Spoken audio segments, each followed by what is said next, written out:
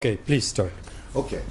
The socialist revolution and the right of nations to self-determination. This is Lenin speaking on this matter.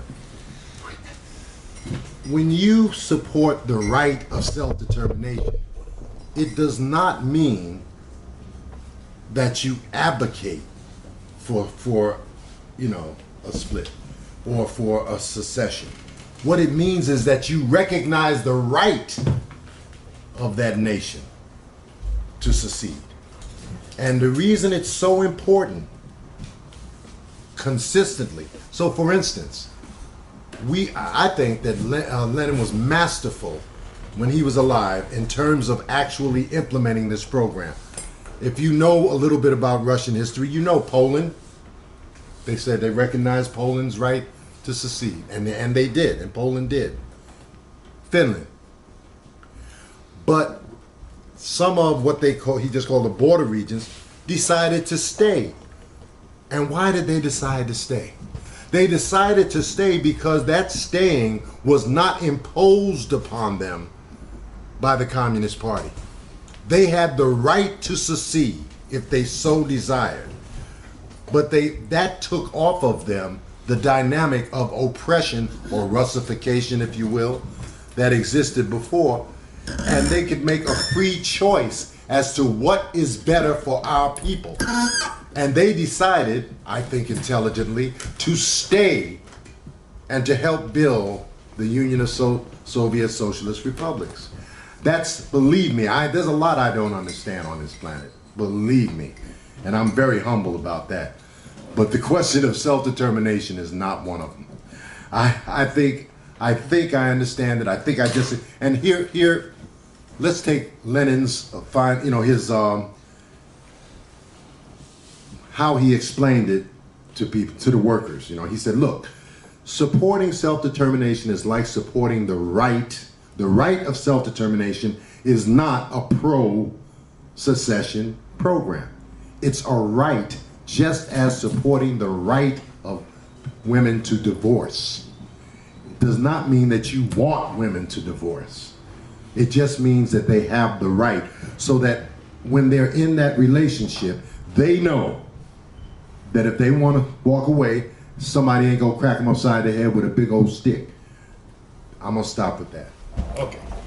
There's so much here that I don't agree with. I need to just sort of take a minute or two to answer this. I approve of the checklist that Stalin mentions and that we went through. I think using that list of trying to analyze issues around self-determination, those issues in the list that Stalin, the factors about a common culture, a common language, so forth, these are really important features that nations have. But nations are a product of capitalist development. Yay! There are no nations in the modern sense before the development of capitalism takes place. And this development took place first in Europe. So the whole theory of Marx's theory, and Lenin followed the same line. Marx's theory about nations was that we have to recognize the democratic right of nations to self-determination because we have to recognize equality of peoples. The Marxist movement is based on a class struggle, a multinational class struggle of people around the world for freedom and to overthrow capitalism. So getting rid of national oppression is an important feature, and that's why Lenin supported the right of nations to self-determination.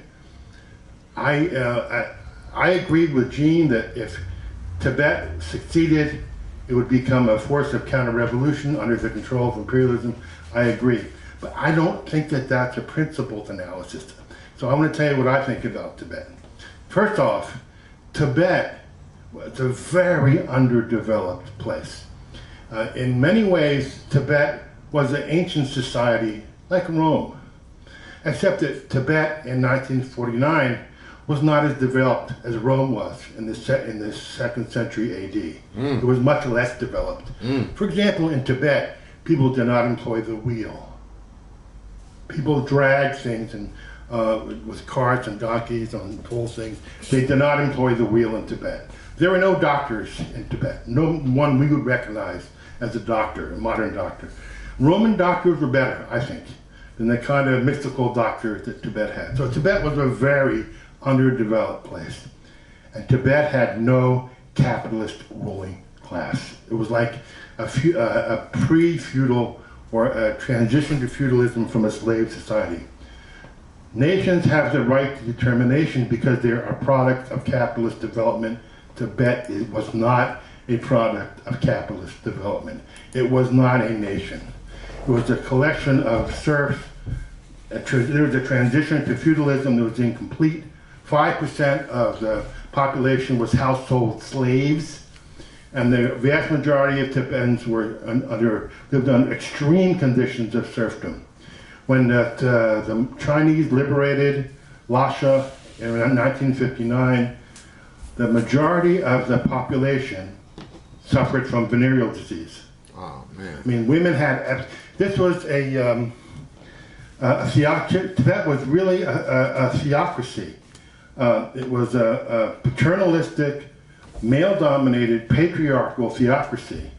Now, maybe this appeals to Hollywood people, but that's what Tibet really was. It wasn't a capitalist country. It did not have a right to self-determination. It did not have a common territory with all those features. People spoke different languages.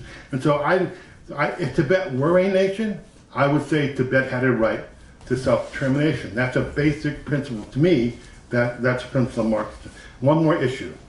When Lenin said that, and when Lenin and Stalin spoke about whether or not Marxists should support self-determination, Lenin used the formulation that the right of self-determination can be a negative demand. That's a complex theoretical formulation. The right of self-determination can be a negative demand. What Lenin meant was that nations under socialism have a right of self-determination, but Marxists won't necessarily argue for that right. We won't argue for self-determination if it'll create a counter-revolutionary threat to the workers who live in that nation. So although they might have a formal right that we would protect, we would agree with, they have a right to self-determination. In this case, though, we would oppose it, and we would encourage the workers in that country to vote against self-determination to stay part of the socialist system. So just with all those provisos up, I have to stop talking. I'm out of time. No. Okay, thank you. Yeah, clarity. Thank you. So we're going to go to the questions. Hold on. So the front row, and Rich, you go first. Oh, okay. Oh. Then go ahead, start here. Oh, you don't want to go first? In Okay. this discussion, I just lost my train of thought. I'll have Okay. a few seconds. Okay.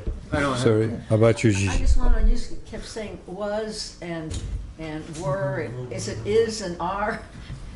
Yeah, it sounded like you were talking about Tibet a long time ago. You're talking Yeah. about Tibet right now. Tibet now is not a nation. Okay, so all that you've been saying is that Tibet now. Well, no, Tibet before 1949, before it was liberated, was not a nation. It was like a slave, ancient slave society. Was Rome a nation? No, it wasn't. Was Greece a nation? No, it wasn't. Nations are a product of capitalist development. For a nation, from Lenin's perspective, for a nation to be viable, you have to have a capitalist ruling class that has the ability to actually rule the country. And create a working class. Okay. And, there has to be a class division like that have the possibility of holding power. There is no possibility in Tibet of a capitalist class ruling in some kind of democratic capitalist formation. Okay, It was so not a that- nation. What you Yeah. said was before 49. What about after 49? What is Tibet now? Yeah, Tibet is it's an autonomous. Not every collection of people are nations, right? There are nations, there are nationalities. For example, Jewish people are not a nation; they're a nationality. Black people in the U.S. are not a nation; they're a nationality.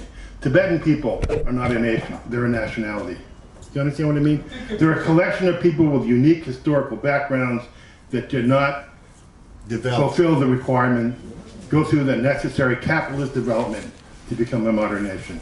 Okay. Before we go to the next question, Yes, states and hold on. nations. Yeah. Norma, before you go, I just wanted to add the reason nation, capitalist development of a nation is important is not simply that the capitalists, in my opinion, need a territory, but there is an important progressive role they play. They create the individual for the first time.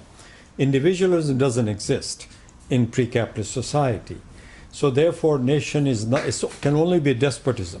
So I just wanted to make that comment if you want to say something. Capitalism creates the conditions for socialism. I know. Feudalism does not. Agree. And I was in agreement with you. I was not disagreeing. So Norma, go ahead. Tibet was run by feudal lords who took full advantage of the labor of the people, including raping their daughters all the time. I just want to tell you, maybe you already know this. There's a song, John Koya. Ein Vorteil Sevastopol ist nicht weit von Simferopol, dorten ist der Stanzi-Apperan. Wer darf lufen Reihe, liegen ist der Stanzi, und Antipol in John Koya, John. So it's a farm near Sevastopol in Ukraine, where the people worked together and where Jews had farms and worked together in the communities where they lived. Just so you know, it's a nice song. I had it up here, but it's a lot of words telling that story. Thank you, Norma. Rich. Okay, I'd like to ask a question about that. Trump's tariffs, the effect on the Midwest, on the soybean farmers in particular. I just read something, I don't know if you saw it or if it's real. I'm trying to check if you know, anybody knows if it's real. And the point of the article was that in Can you share that microphone? in cutting off the exchange between U.S. farmers, soybeans, and China, that not only did those farmers lose their market, and the Chinese lose their soybeans, which I think they need really bad, necessary. That they claimed that that the government of China had negotiated an arrangement with Brazil to get soybeans from Brazil, and that was or could be or whatever motive. I think they actually said it was motive, or was one reason that all the people started the fires in Brazil so they could meet their quota of promise to soybeans to China. Sounds like motive to me, but I don't remember exactly, don't trust the source. They're not wildfires. Okay. Too late to... No, they're Well, not. now. They're not. No, they're not wildfires. Okay, so you guys want to respond, or shall we move to the next? Move to that. Okay, Nina. Gene, I'll come back to you afterwards. Nina? No. No, okay, the person in the back? Yeah.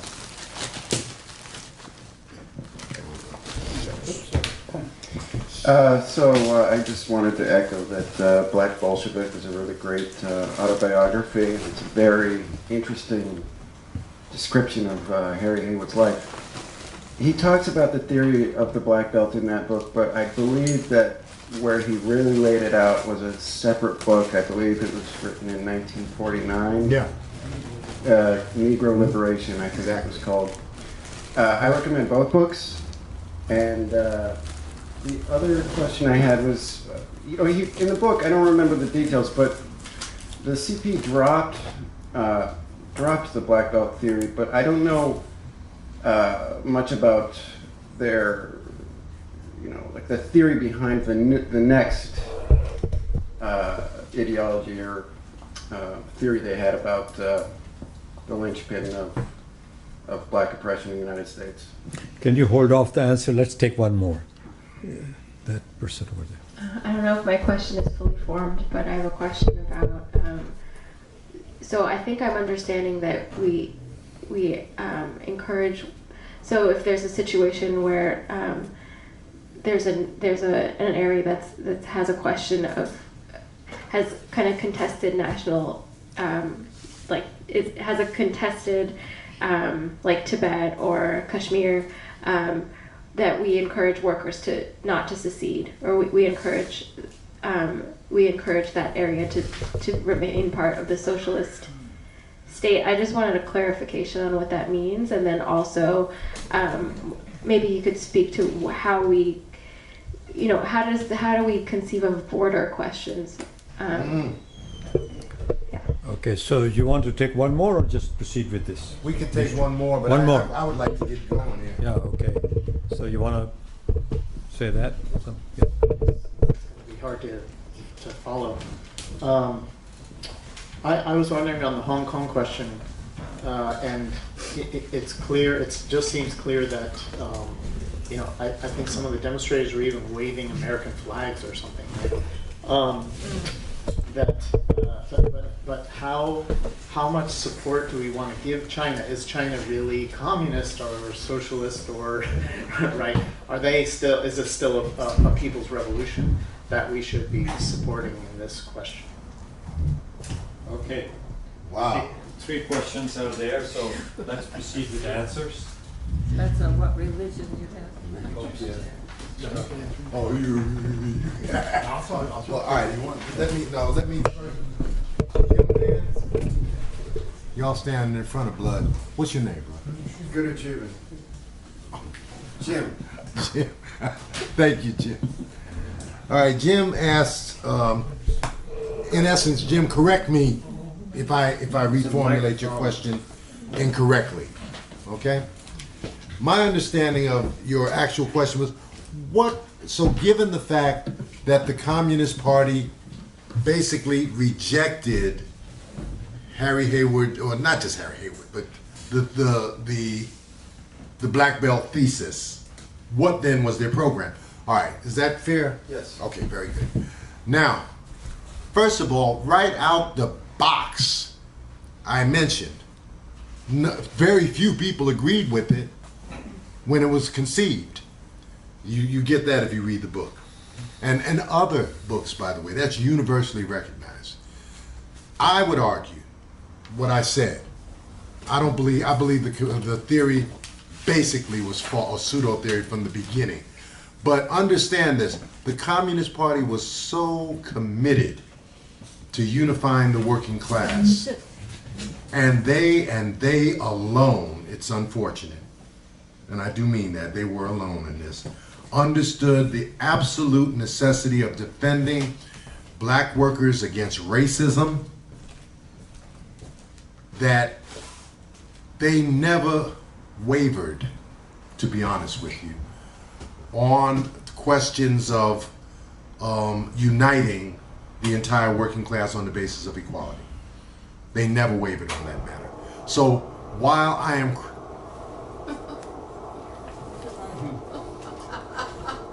too much energy, folks, why don't y'all just relax? Right. Let's try to stay on one thing. So the point I'm trying to make, and I learned this from reading, let's say, Nason, the history of communists in Harlem, many Hammer and Hoe, that in fact the Black Belt Thesis never played an upfront crucial role in the day-to-day work of the Communist Party. And in Alabama, they recruited more black members than white members. So what I'm trying to say though is it never helps when you introduce theoretical confusion. It never helps. And more importantly, after the war, the whole basis of the theory was false after the war because of the great migration of blacks. But even before, I would argue before, even when it was conceived, it was a pseudo theory in my opinion. But they never wavered on that. So what did the Communist Party do? They did what a lost part of history. The Communist Party brought into existence something called the National Negro Congress, which existed from 1936 to 1947. This is a lost part of our history. All of you here have a responsibility to look that up and share that information. This organization the National Negro Congress actually played a prominent role in helping to organize black workers who were skeptical of unions because of the exclusion that they had suffered for more than 5 decades. That is, there were unions that did not accept black members. That's what we knew. So here the CIO comes, we're holding back.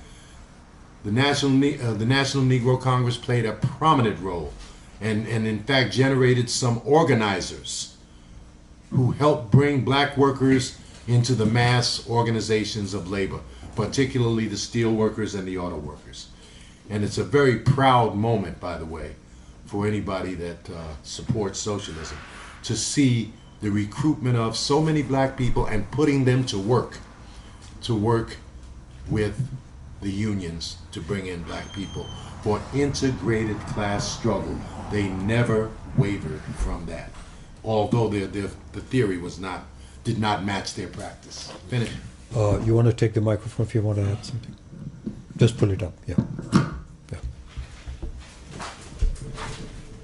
Well, of course I agree, Gerald, that the black belt theory was wrong.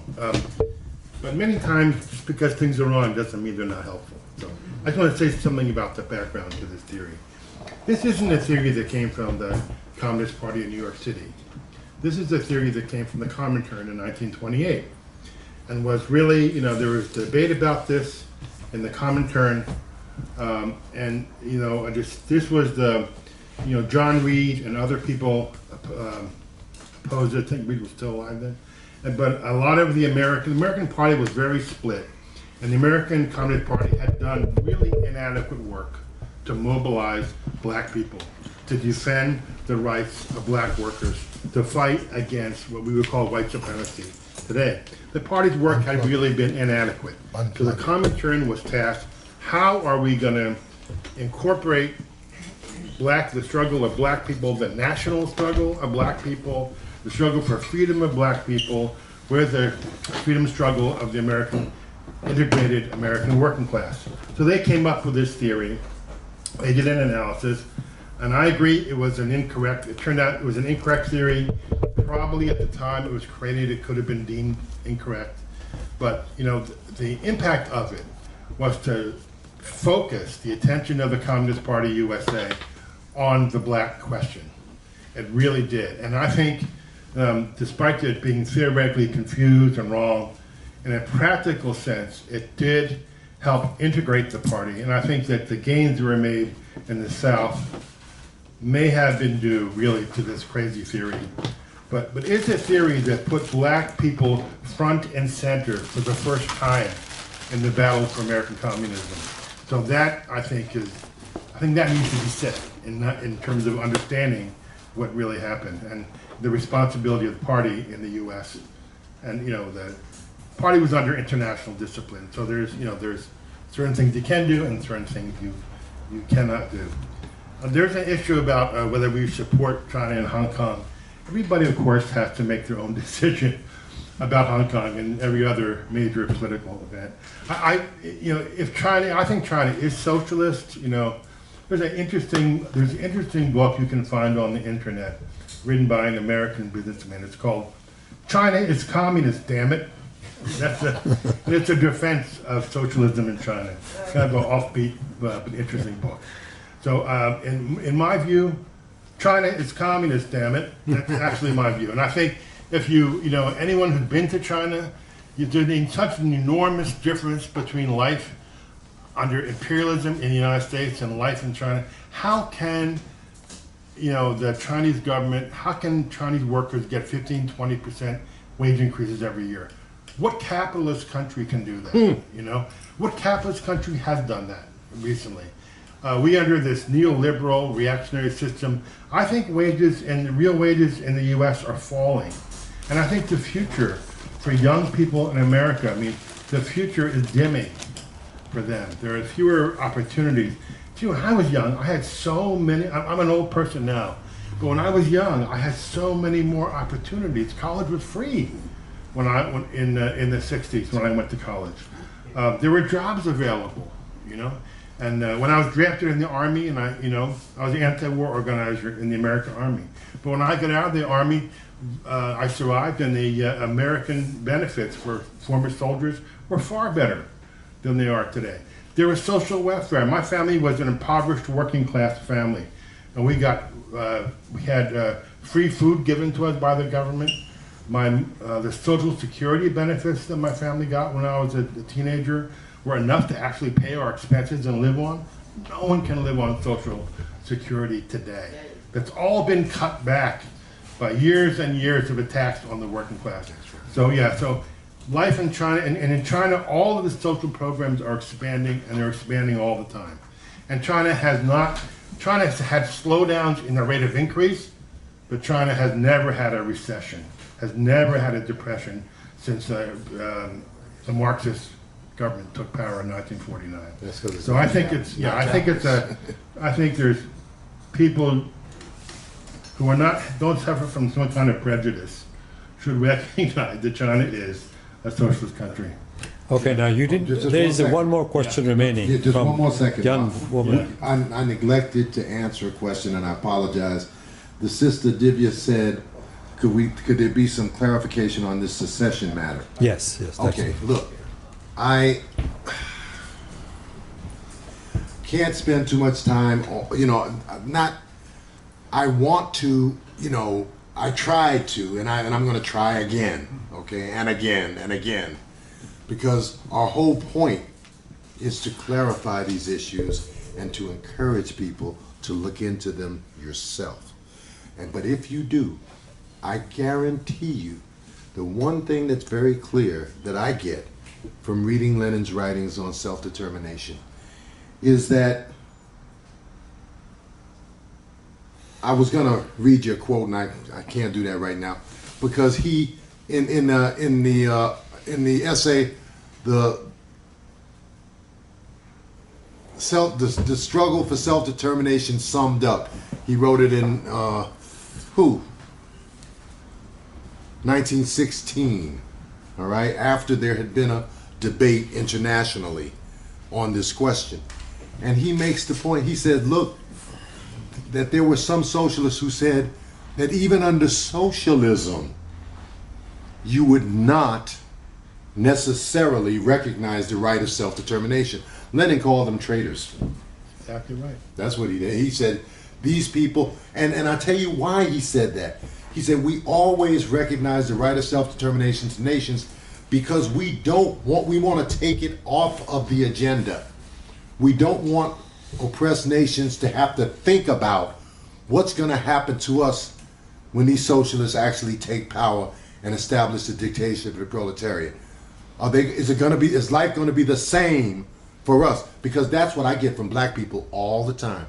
They say, yeah, you talk your socialism, yeah, I hate the bosses too, but what's going to happen to us? And that's the point of the Leninist position on national self-determination, and I hope that will suffice for now, that clearly we want to take the question of nationalism, we want to undermine nationalism, and take the question of self-determination really off of the agenda. It is yours. You can secede when you will. We may or may not support that. We may argue against that. Okay. Maybe you don't have the material basis to sustain a nation. But we will always recognize your rights. Finish. Okay, thank you. No, you keep it there.